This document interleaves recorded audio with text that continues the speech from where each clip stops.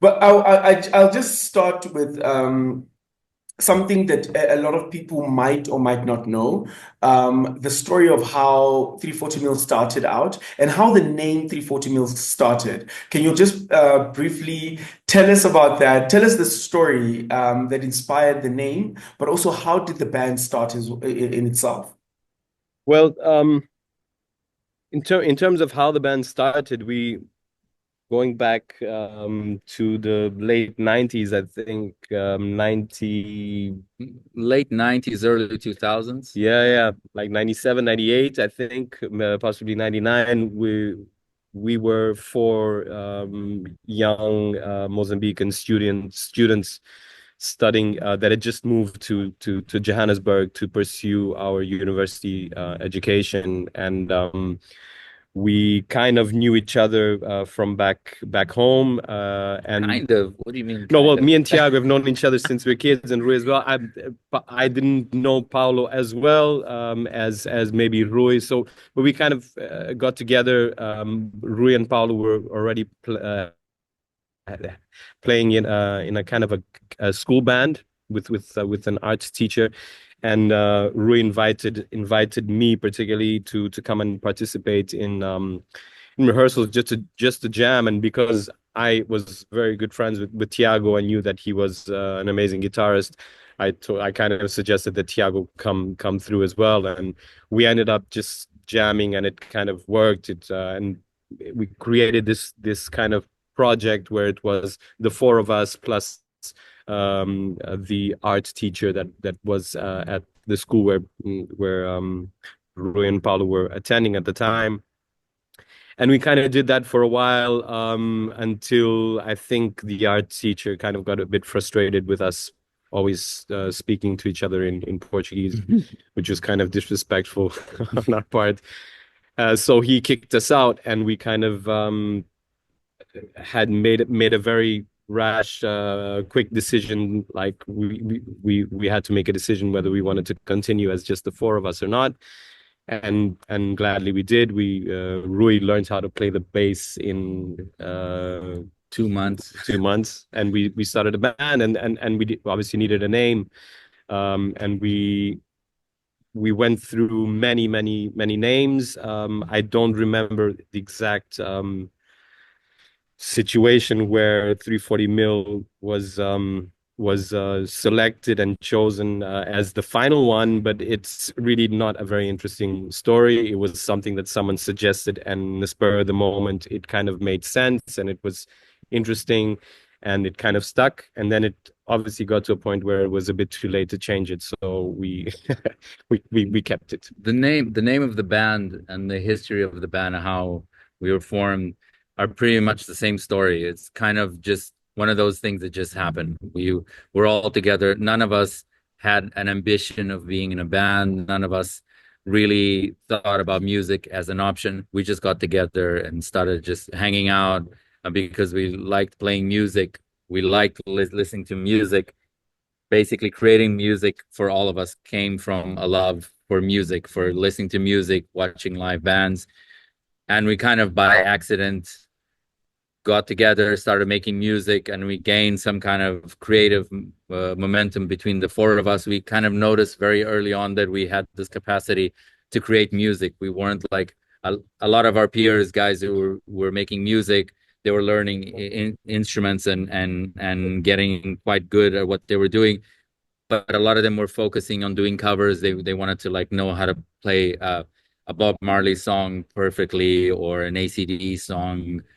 Uh, and for us, we noticed that what we loved from the beginning was jamming, like creating like things out of our minds and just bringing them to life and creating. And then immediately Pedro started writing lyrics, and then we had these like bits of music, and then we started thinking more of like, oh, this and this and this could become a song. Here's a chorus, here's a verse, and we did that.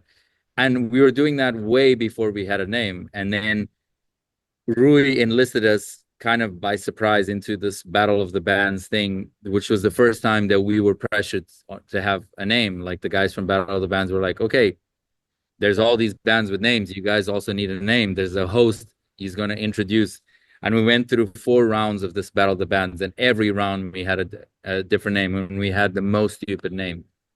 And for us, 340 mil till this day is in the list of those stupid names. But it was the stupid name that stuck because when we got to the final of the Battle of the Bands, we were 340 mil, and I think the next day we were like, okay, guys, this felt good. We didn't win the Battle of the Bands, but there was an article written about us saying Battle of the Bands, so and so on. But this band, these 4 guys from Mozambique, have this very interesting sound. Definitely the band to look out for. Blah blah blah. They're called 340 mil. And I remember that week we're like, guys, we definitely need to change the name 340 mil. This is stupid. It's even worse than all the other names. And then the article came out, and we were like, okay, I guess we're kind of stuck with this name. Yeah, Yeah. that's the story. And you talk about the love of music and listening to music. At the time that you were coming together, which is like in the mid to late 90s and early 2000s, where the band was forming, like when one listens to like your from your first album, Moving, it's like a mixture of a lot of genres you find like a single song will have multiple genre touch points within it, and it's like, oh my God, how did these people come up with such, but also at that time, what inspired you to actually do such sounds and experiment and explore? And I'm assuming also it comes from I'll call it your small tradition of jamming, because you mentioned jamming multiple times. I'm like, maybe that's where Yeah. it came from, but also you were listening to a lot of music. But how did you then come at the time? You're like coming from Mozambique, you find yourselves in Joburg, and now you're mixing all of these sounds in one album, in one song. Like, how does that come about? That was our negotiation process. That was us mitigating among each other. Like we would have an idea, and then, for example, I would come up with a guitar riff, and that guitar riff would be something grungy. But then Paulo wanted to play it in reggae. And then Pedro wanted to have this other thing that was more like bossa nova and Brazilian influence. And then to save the fight of us being in, it's like, no, let's do this, let's do that. We kind of created this way of negotiating. Okay, then we make the intro bossa nova, and then I'm gonna play the grunge riff, and then Paulo just plays the reggae. So it was this negotiation thing that we did to just not like stifle the creative process, because for us the most important thing was to keep the ball going, to write a song and just let it develop. And we didn't spend a lot of time like fighting way too much about the sound and stuff. Like we knew that the template was always like, let's keep things open. We listen to all these genres of music.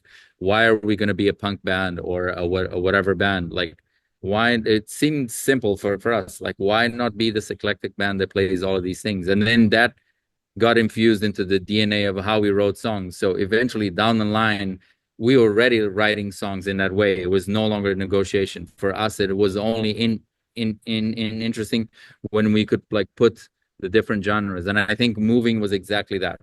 By the time we recorded the album, for us it was super important, because also by then we had a little bit of like the reinforcement from the audience. We had kind of a commitment. People loved our shows because it was this messed up thing of all these sounds. So when we got to the stage of recording the album, we felt like we needed to honor that. So it made sense that we touched on all those things that we basically negotiated from the beginning. And I think also you have to kind of, sorry, just to add to that, like the whole schizophrenic and kind of bipolar aspect of the music, sometimes like exactly what Thiago mentions, like jumping from a ska beat to a bossa nova riff. It definitely comes. I think it definitely comes from the fact that we grew up in a society in the 80s and or late 70s, 80s, and 90s in Mozambique, where we were exposed to a lot of different styles of music that people in South Africa maybe not necessarily were exposed to as much. So we're talking about a lot of Brazilian music, a lot of African music, a lot of reggae, a lot of rock, a lot of different styles that you would go out to a nightclub or a bar in Maputo in the 80s, and you would hear Dire Straits playing just before a Bob Marley track, and then it would go on to play someone like Paulo Flor or Bonga from Angola. It was like completely to random. Whitney Houston, to Madonna, and then into Nirvana. That was the most psychotic thing, would be to go to a party where the DJ would play Whitney Houston back to back with like Smells Like Teen Spirit by Nirvana. It was almost like that. People were just focusing on playing. It wasn't really about the mix, on playing the songs that people loved. And because you had 200 people in the room, you had to play something for everyone in the room. And those people were together. So those people in the room started loving, appreciating other genres of music because they were listening to the same songs. And you have to remember that this is also like pre-internet days, and we were in the middle of, well, Mozambique was in the middle of a civil war, so access to music was very very limited. So you would have people that would travel, rarely, like a friend that traveled managed to go to Portugal, to South Africa, came back with a vinyl of, so whatever you could get your hands on and play at a house party, it was like game. Like people just wanted to listen to music. You would never say, like, someone would come to your house is like, here's a new Phil Collins record, because it was a record and you only had 12. You would be like, okay, I'm gonna listen to this Phil Collins record. And the same guy the next week would come like, oh, my uncle came from Portugal, here's the new Pantera album, and you were like, I'm going to listen to it. So we couldn't be like, no, I'm not gonna. We would listen to everything, like literally everything. Yeah. Which then brings me to I would say that 340 mils is a genre unto itself. Because if you listen to Lukuzane, the album Moving and Sorry for the Delay, and then like when you listen to that, it's like you'll have it is a purely 340 mil sound. And when you hear the riffs and the guitar in the beginning, you already know, oh wait, that's Tiago, that's me. Actually, that's going into 340 mils. So, but there's an article that I read that I'm not sure if it was Tiago who said the genre that you would consider calling the music you make is Southern African contemporary. I'm not sure if you remember that. It might have been like 100 years ago, but I know I've attributed the genre to 340 mil, but what genre would you say your guys' sound belongs to?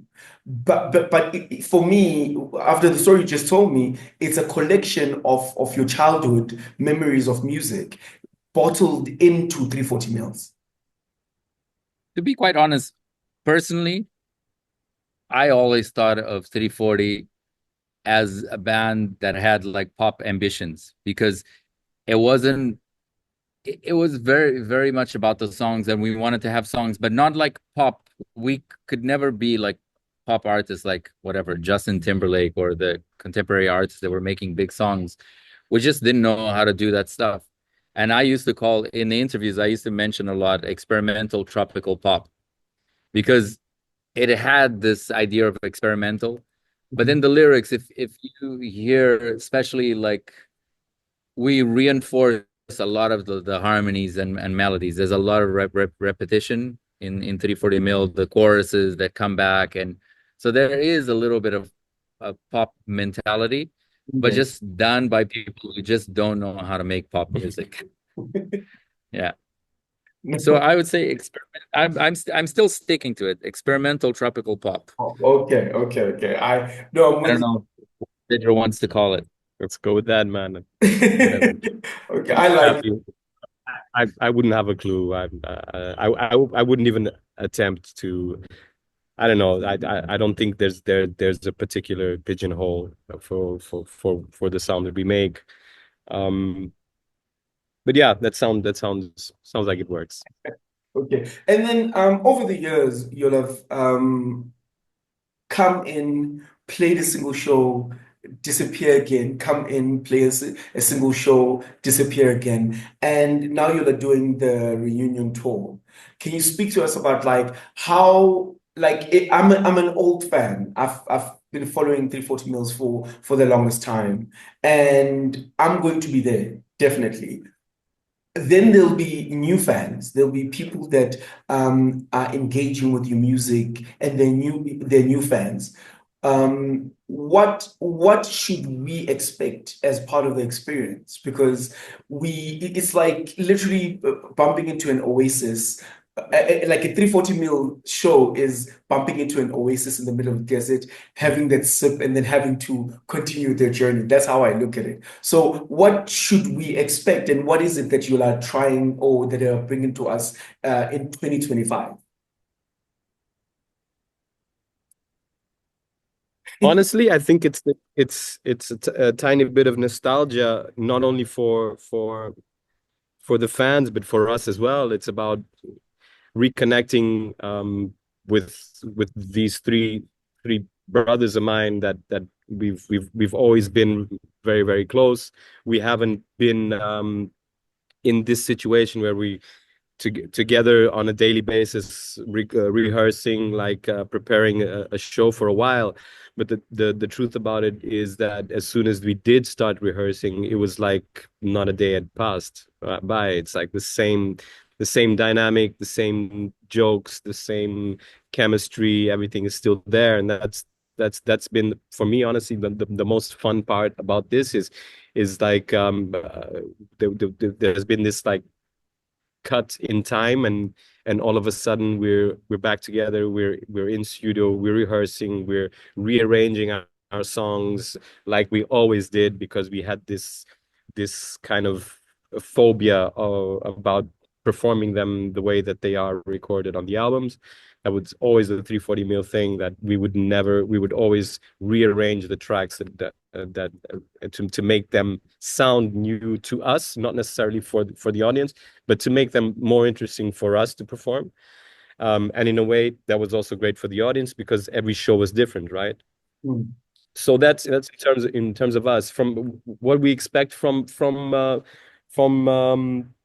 the public's perspective. It's hard to say. It would be great if we could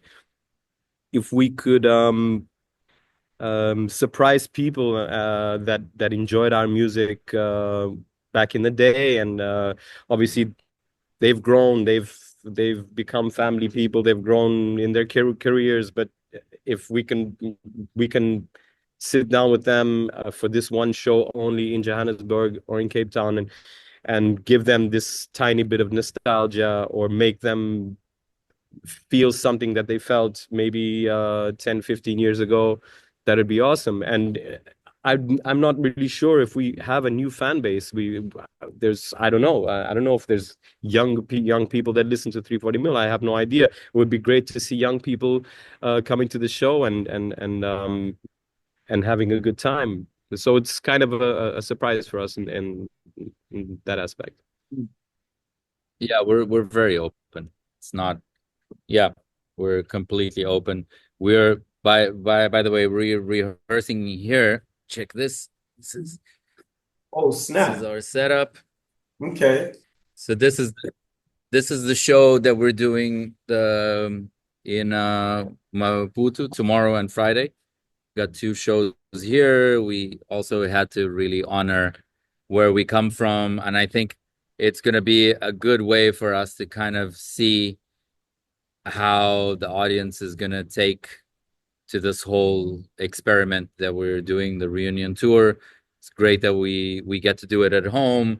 It's great that we get to do it at this amazing venue that has done such beautiful things for us. It's really the venue that propelled our career in the early 2000s here in Moz, and so it's great to be able to start this leg here. And I think Joburg's also going to be insane for us, because that's where 340 Mil was crafted. A lot of people in Joburg have this ownership, this sense of ownership about us and our sound. So it's going to be interesting if that's to just gauge how that sense of ownership has matured Yeah, over the years. definitely. I think the fact that being the, like I said before, being these four kids from Maputo that were received with like open arms by a city as hectic as Joburg Yeah. can be, and just feeling that love all the time. I It's and being the fact that Joburg is definitely our second home and always will be. I mean, the love that we got from Joburg, and not only Joburg, Cape Town, Durban, the whole of SA. I mean, Yeah. really well received and blessed to have done what we did for such a long time. So it's also, Joburg is going to be a homecoming the same way that Cape Town is also going to be, because there's a lot of people that we performed to before, and we are also really always well received in Cape Town. It's also kind of a thank you to those two iconic cities and their people, right? Yeah. Yeah. Most people don't know. Sorry for the delay was like very much written from the point of view of Joburg. It's really our Joburg album. Whereas Moving, we were still kind of in denial. We were trying to be like very tropical. Moving is the album to remind us of where we come from. That's also why we called it Moving, because it was about our move, and it was still very much rooted on the sound of Maputo, what we were listening to. But Sorry for the Delay is really a Joburg album. That's why the artwork, we got Ross Garrick, this amazing photographer friend of ours, to go through the whole of Joburg taking snapshots. The sound is a little bit colder, a little bit more technical, even the lyrics and stuff. So it really is our little homage Right. to Joburg. Yeah. It's always nice to play those songs, the Sorry for the Delay songs Yeah. in Joburg. I've always felt it personally. And it's been what, over 20 years since moving, 2004. And then Sorry for the Delay was about what, 2008. And then I Don't Know in 2021. What are some of the reflections that you have? To correct that before, I Don't Know, it was released on digital platforms, Yes. but it was our first album. It's a demo Oh, album actually. snap. That album was So, never even supposed to see the light of day. That album was recorded in 2001. It was our demo album. It was like kind of a joke that we made, okay. and how it got released much later in 2021, Yeah, it was making it also seem like 340 Mil was active all these years. 340 Mil disbanded in 2011, and Yes. we've never written any song since. There's So it's no you'll new pull the written Star piece of Wars music. when you start somewhere else, but go back to the beginning. Yeah. Yeah. Okay. But like what are some of the reflections over the 20-year course that you have about your music and the kind of impact that it might have had in subcultures within specifically Joburg? And I was in Durban at the time in 2004 when the movie was released. It was huge. And I know that people that I've met since that were in Cape Town as well, even in Bloemfontein, that people were like, yo, 340 Mils? Like, what kind of impact do you think? Firstly, what kind of reflections do you all have around the impact of your music or the music that you've created, but also what role it might have played in some subcultures that exist today, from your poetry to jazz to even hip hop, because it was literally a mixture of everyone listening to 340 Mils. Like, what are reflections do you have on your music in South Africa as 340 Mils? I think it's like over and above, especially when you put it that way. It's nice, it's rewarding, because to start something that you never had like really big plans, and all the plans are just inside your head that have to do with the fact that you want to make music, that you want to create music. We never made 3040 Mil to be this like super band that we're gonna do all of these things.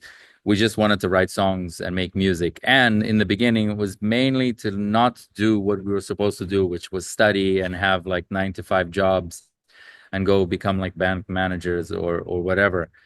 So for us, 20 years later, to like hear you say that we're part of something and we define something, it's kind of rewarding because yeah, it's nice when you just like do something without any real plan, and because you're doing it from like this cool place that you believe in it, it transforms itself into something. So for us, I like that idea of like just doing something that you want to do because you really like doing it, and because you do it that way, not because you have a publicist and a manager and you have all this industry and you've invested all your time doing this thing, and then this thing now paid off, it becomes this big thing. For us, it was never that. We're 3040 Mil has always been the antithesis of all of that stuff. We were the most relaxed. In fact, we ended up disbanding because there was more a question of that. It's like, guys, to go to the next level, we have to become those people, those like almost like industry vultures. We're surround ourselves with agents, with record labels and stuff. And I guess we just didn't want to do that. And we softly faded out. So it's nice that while we faded into the scene, we managed to like create something and have something that stood the test of time, I guess, from what you're saying. I have to believe you.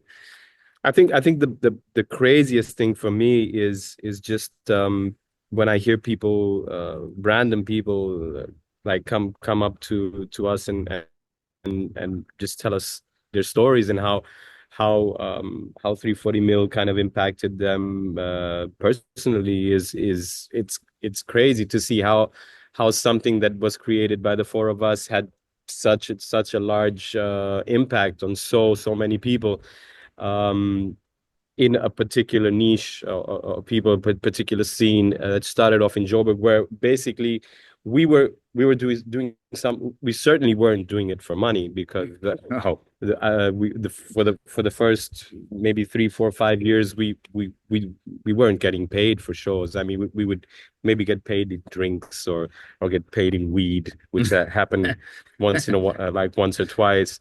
But it was basically about performing music for friends, family, and like-minded people. And I think that's what you're talking about. It's like there was this scene, but there were people from the hip hop scene. There were people from the punk scene. There were people from the Kwaito scene that kind of bringing all these people together. And each one of them felt a connection to the music, maybe because of a specific genre that maybe you mentioned. Maybe someone was more of a reggae fan, or someone that enjoyed the bossa nova, the samba vibes. But the truth is that we managed to bring people together, and that was always the most interesting thing about our shows, is that they were the most diverse crowds in terms of age, in terms of racial like profiles, in terms of music taste, in terms of everything. It was always such a surprise, like to look at the front row and see just a complete mix of random people and singing along like word for word.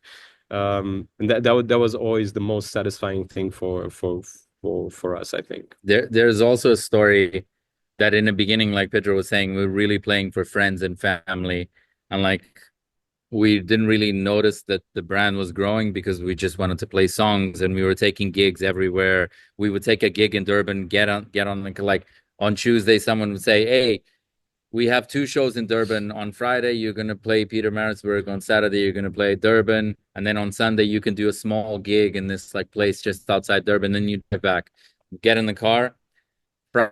Friday, we get there, like set up, play the show, not even thinking how many tickets we've sold. We just wanted to play, do all 3 shows, come back. And we did that for a long time. And then eventually we recorded Moving, and we kind of knew that Midnight, because everyone was like, "Oh, Midnight's such a great song, blah, blah."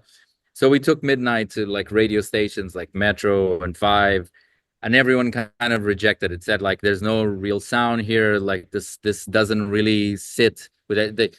It was all about the playlist. This we can't play this back to back with anything, and we understood that. And through friendships that we made with guys at YFM, with Leslie, Rude Boy, Bad Boy T, Sansa, all our friends, they used to come like family, used to come to our shows, even if the shows only had 50 people in some dodgy venue in Brixton, they would come to the show.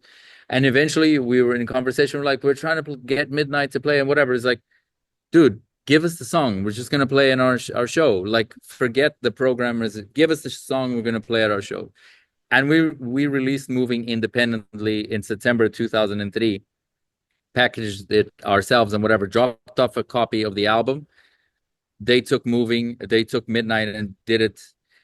Eventually, every New Year's, Christmas, we went to Moz, always to be with family, not really knowing what Midnight was doing.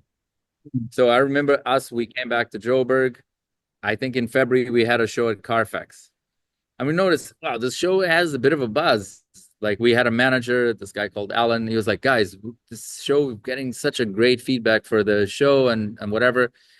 Before that, family, friends, 100 people. And remember we got to Carfax and then it was packed. And we were like, oh my God. It's like, but we're the headliners. It's like weird. It's packed. When Midnight played, I remember just looking at everyone. We were all like, and just getting people. I remember my flatmate was there, my old flatmate. And you could see that was like a turning point. Like, people had grabbed that song, made it their own, knew the lyrics, they were singing it. And I remember my flatmate, when I came back home after packing the stuff and whatever, he was still up. And he told me, he was like, okay, this is turned. Now you guys are banned. Things have really, really changed.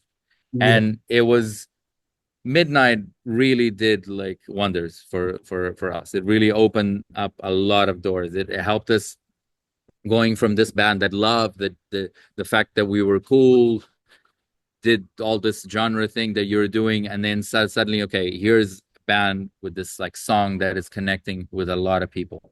Yeah. And just this is my last question. It's a question that I ask everyone I interview. And this one is, what is the point of your music, guys? What's the point of your music? You've made it. What is the point? Yeah. What is the point of our music in general? What is the point of any music?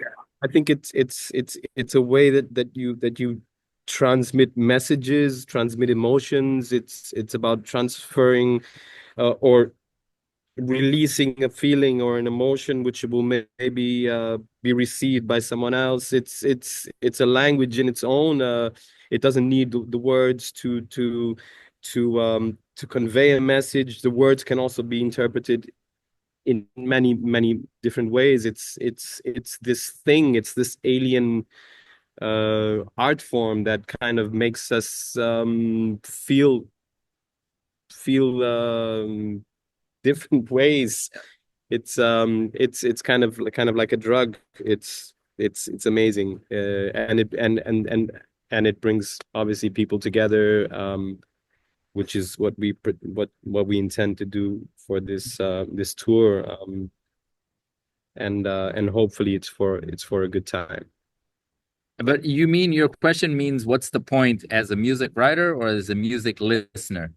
Well, for me, it's as a music writer, because it's something that's coming from someone who creates music, the world.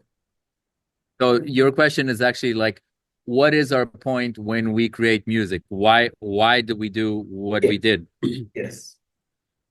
It's the same as the name. It's the same as the creation of the band. No real plan. We just did what felt natural to us. We wanted to write songs. It was a huge compliment that people actually wanted to listen to the songs, because it was never, for us, it was never this thing of like, oh, we're writing songs and how do we write songs to get like 5,000 people? We were like, when Midnight, I remember when we went to the studio to do Moving, we wanted to do like midnight in a very different way, like something experimental and stuff. And the guys at the studio were like, just record midnight the way it is. And we're like, okay, yeah, we're gonna record, but we don't think it's gonna do anything like that. And I think what people heard on the song, maybe they heard like something genuine, where we're like, yeah, they're just doing their thing. And let's reward them with the fact that they're doing their thing and sounds good to us, sounds genuine. So it's not about like the fact that it needs an intro, it needs a verse, it needs a chorus. For us, it was like the song, does that song have verses and choruses? I don't kind of. It's a very, yeah, it's like everything, the whole thing is very unplanned. So for us, the point, we never really had a point. We just wanted to make music. Definitely. Okay, no, I hear you. I know what we didn't want to do. We didn't really want to study, that's for sure. And maybe, yeah, we really didn't want to study it, and music sounded like the next best option. So that's what we kind of levitated towards. It's what gave us joy.